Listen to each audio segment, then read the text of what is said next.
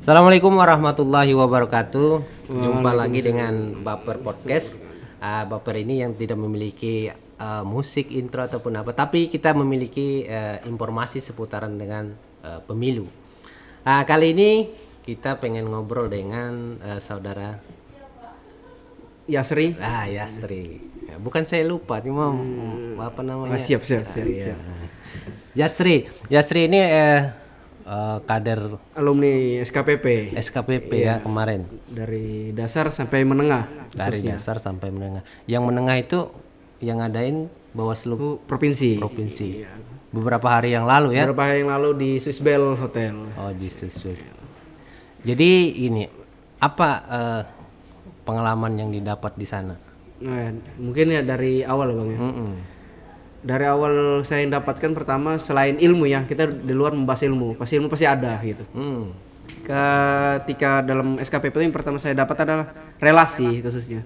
Teman makin banyak, jaringanku makin ada gitu kan, wawasan keterbukaan terhadap hal-hal yang berbeda lah yang selama ini tidak pernah saya dapat gitu khususnya. Iya. Nah, dan juga momen-momen yang mengasihkan, mengharukan pun ada semua gitu loh, khususnya di tingkat dasar maupun menengah gitu. Dan juga sebagai hal contoh, momen yang paling saya mengharukan bagi saya itu ketika perpisahan gitu. Jadi perpisahannya diapain atau bagaimana? Perpisahannya itu kayak dibuat momen yang memang beda ketika kita merasakan, khususnya saya kan dulu mengikuti juga SKPP daring ya.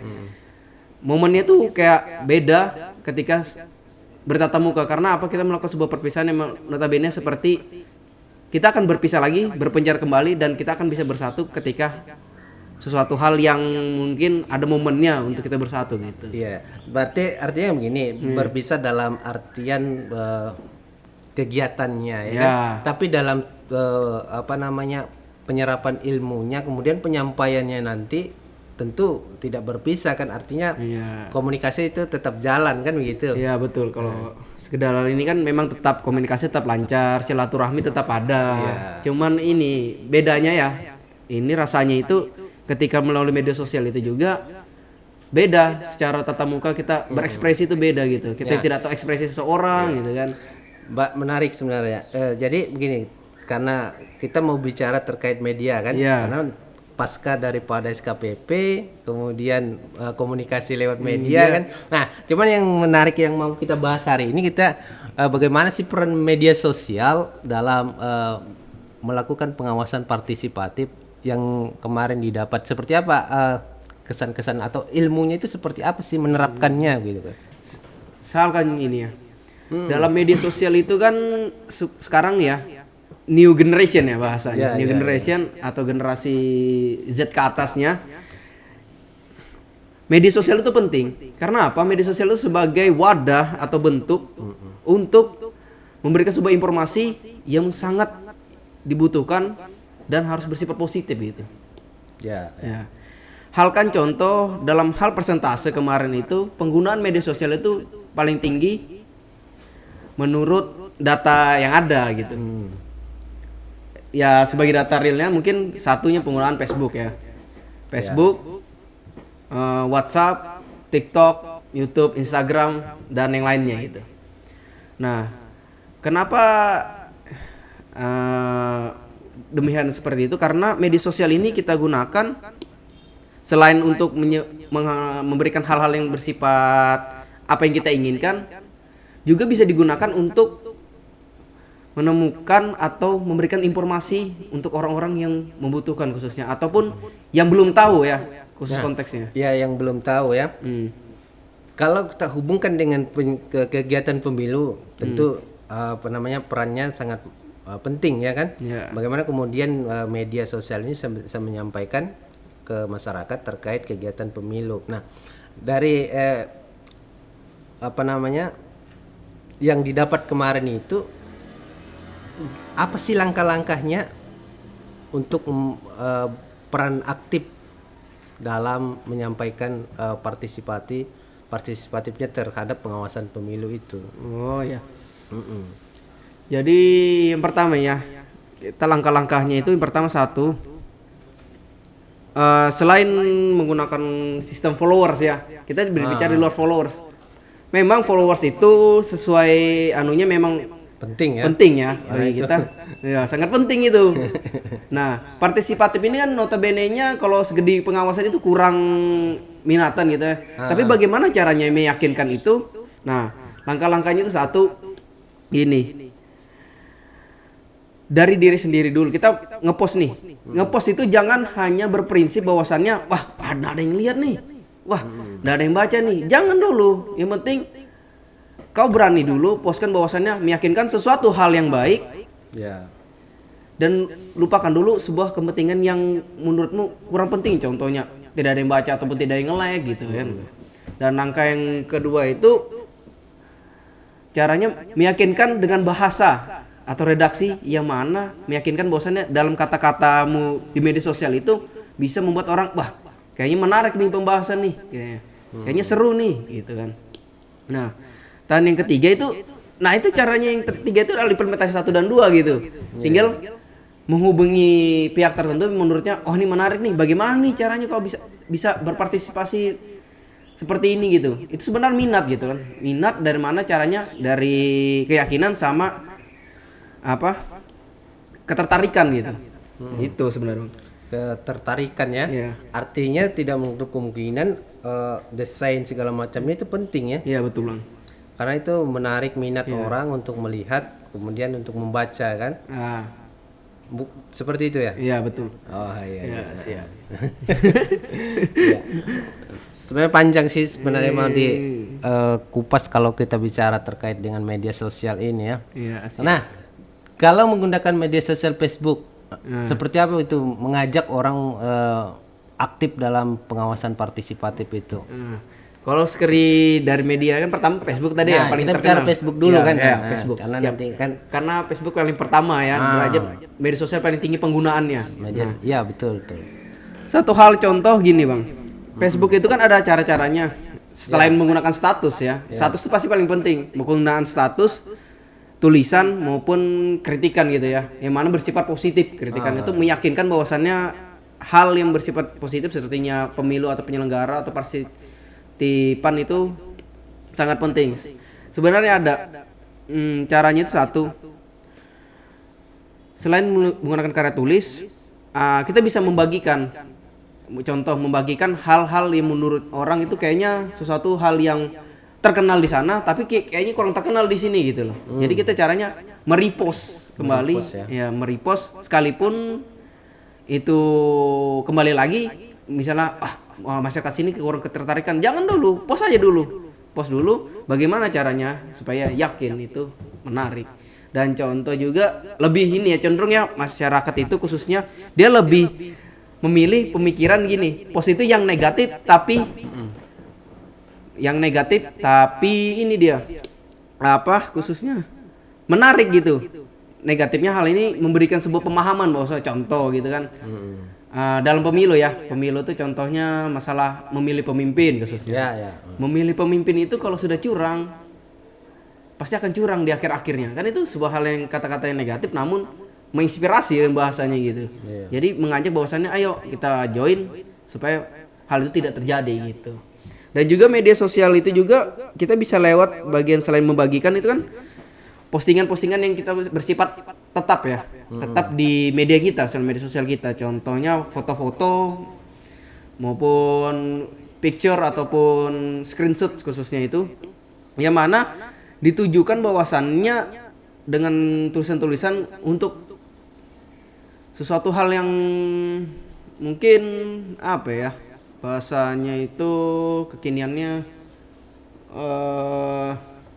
lebih eksis lah gayanya. Kalau di anak-anak kekinian eksis gitu. Nah, membagikan foto-foto itu supaya bagi yang followernya banyak itu sangat berpengaruh gitu. Karena selain membaca dari segi like, kita baca dulu segi komentarnya. Kalau dari segi komentar itu rata-rata ya kalau orang ngepost sesuatu hal yang baik pasti akan positif dengan komentar yang baik gitu. Begitu juga sebaliknya gitu. Pasti banyak yang komen atau banyak komen yang itu like, pengaruh juga sebenarnya. Dan juga, nah juga ini juga bisa contohnya dari komentar-komentar itu kita repost mereka bahwasannya oh orang ini lah memiliki pemikiran yang baik, pemikiran yang kritis gini. Ini harus kita apresiasi orang-orang seperti ini. Contoh karena itu salah satu minat bahwasannya untuk memahami apa yang disampaikan ya. Itu dari Facebook. Ya kan. Kalau misalnya dari apa namanya TikTok gitu. Ya. TikTok ini yang sekarang ini lagi booming ini kan. Bukan cuma joget-joget kan. Ya, jadi gimana itu kalau dari TikTok? Sebenarnya jujur Bang ya. Kalau TikTok ini kalau berbicara TikTok ini kan dia lebih menarik FYP-nya ya, FYP joget-jogetnya sebenarnya. Jujur Bang, dari segini saya enggak pernah download TikTok gitu. Enggak pernah download TikTok, enggak pernah tahu FYP pun sekedar tahu ya dari Instagram, dari oh ini artinya FYP segala macam dari Google gitu. Dari segala pengalaman kalau memang ada FYP-nya mungkin dari segi ini kolaborasi antara video dengan kata-kata. Gitu ya. Ya, contoh hal kemarin tuh sempat dilakukan di SKPP dasar itu mereka melakukan kolaborasi antara lagu, musik, kata-kata sama ekspresi atau gerakan gitu. Yang mana membahas dengan sekitar kepengawasan partisipatif gitu. Iya. Halkan contoh misalnya contoh anunya ini dia tentang ini pelanggaran-pelanggaran gitu contohnya misalnya lagunya ini nanti yang misalnya ditunjuk-tunjuk beginian gini-gini ini apa pelanggarannya money politik segala macam gitu kan pelanggaran administrasi segala macam gitu. Dan itu sebenarnya itu hal juga yang menarik gitu karena dilihat ya kalau dari segi TikTok kalau orang mau buat video seperti itu tuh lebih menariknya perempuan Bang, serius, ketimbang laki-laki yang membuat video seperti itu untuk partisipatif.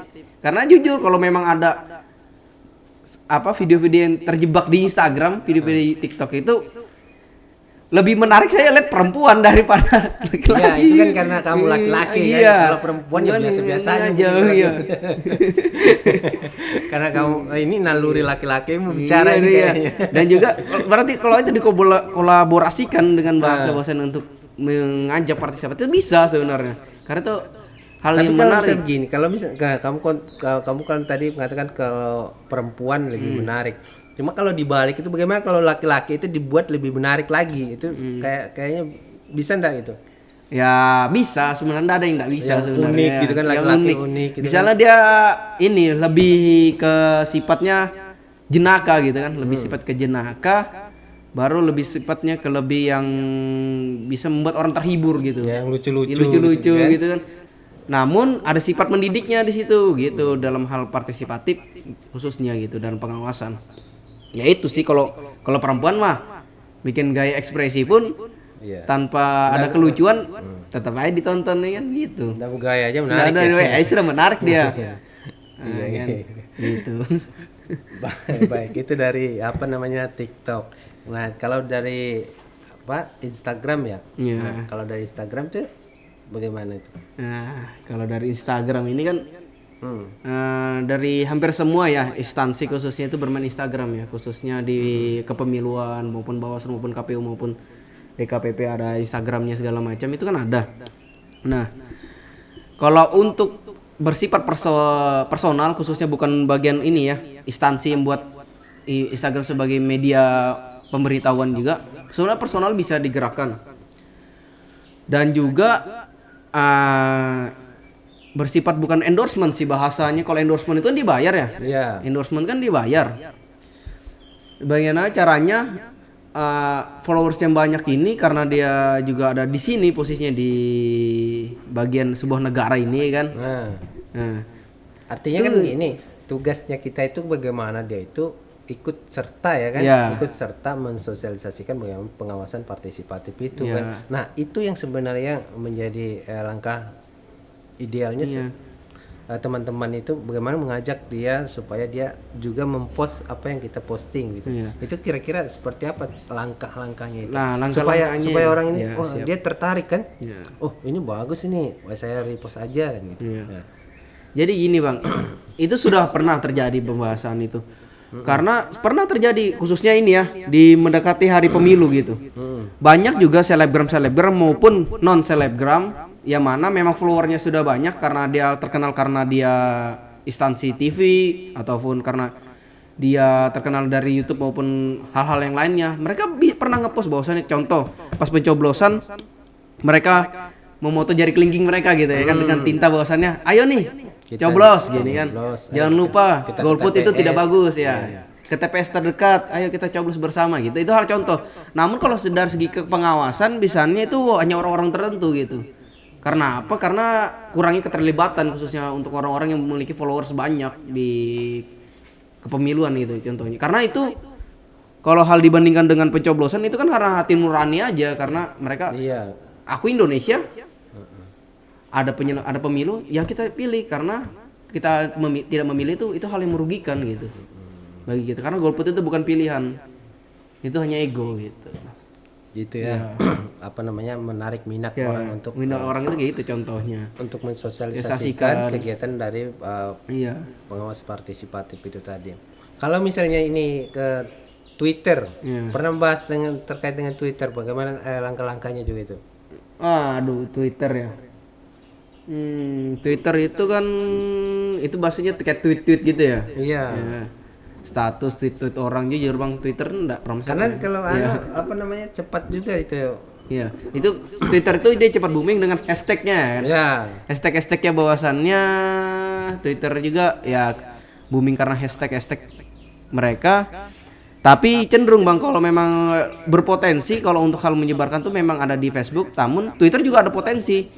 Cuman yang meyakinkan kita untuk hashtag itu viral ya karena satu palingan rata-rata ya khususnya di luar konteks negatifnya penyelenggara misalnya kecurangan. Hal kan contoh di 2019 kemarin ya. Contoh sengketa pemilu itu tweet itu besar itu.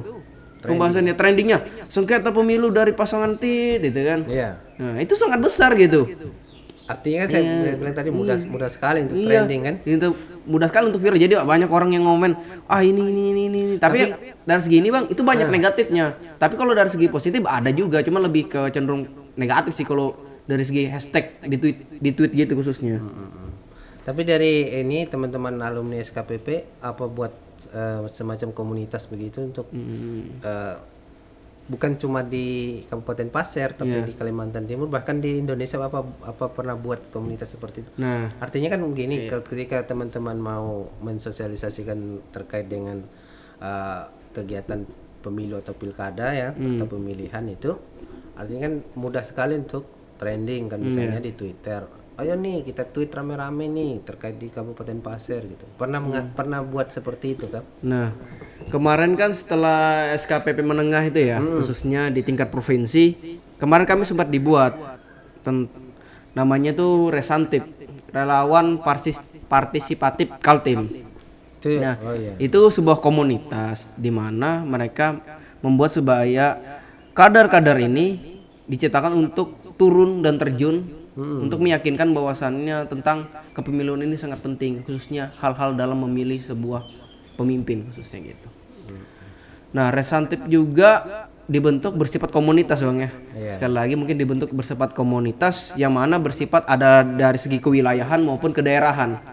Di Kalimantan Timur itu khususnya ini ada yang megang daerah itu ada Berau, Sangatta, Bontang, Samarinda, Kukar, Balikpapan, Pasir dan PPU gitu. Ada 8. Dan mereka dikoordinasikan oleh Bawaslu provinsi khususnya untuk melakukan hal tersebut.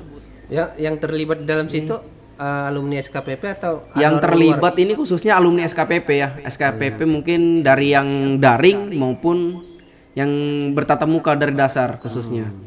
Nah, dengan tujuan juga gini bang, khususnya ini bang yang kita berbicara dengan media sosial ini khususnya di Pasir ini. Saya sekaligus yang megang daerah Pasir khususnya kan koordinator daerah Pasir. Saya gini bang, kalau memang pengadaan media sosial itu saya ada ajuan gini. Saya akan berani membayar. Contohnya kayak kabar Pasir terkini gitu mengenai pemilu tuh saya berani bayar dengan mandiri. Dengan pribadi saya untuk meyakinkan bahwasannya pemilu itu penting gitu. Karena apa? Ya hal itu sangat signifikan gitu untuk hal-hal yang penting gitu.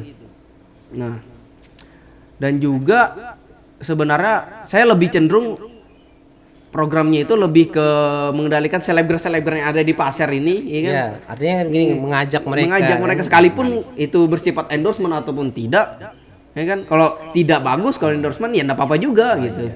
Tapi enggak masalah bagi saya, palingan berapa sih gitu kan?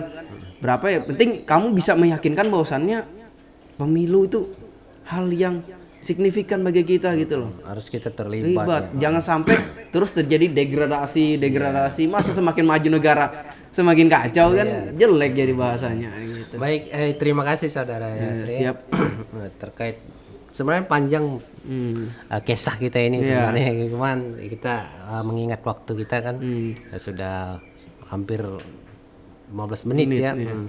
Nanti kita lanjut lagi terkait pembahasan selebihnya, bagaimana kemudian langkah-langkah Mas Yasri terkait dengan partisipasinya di dalam pengawasan ya. Terima kasih saudara Yasri. Saya Supriyadi undur diri. Assalamualaikum warahmatullahi wabarakatuh. Waalaikumsalam warahmatullahi wabarakatuh.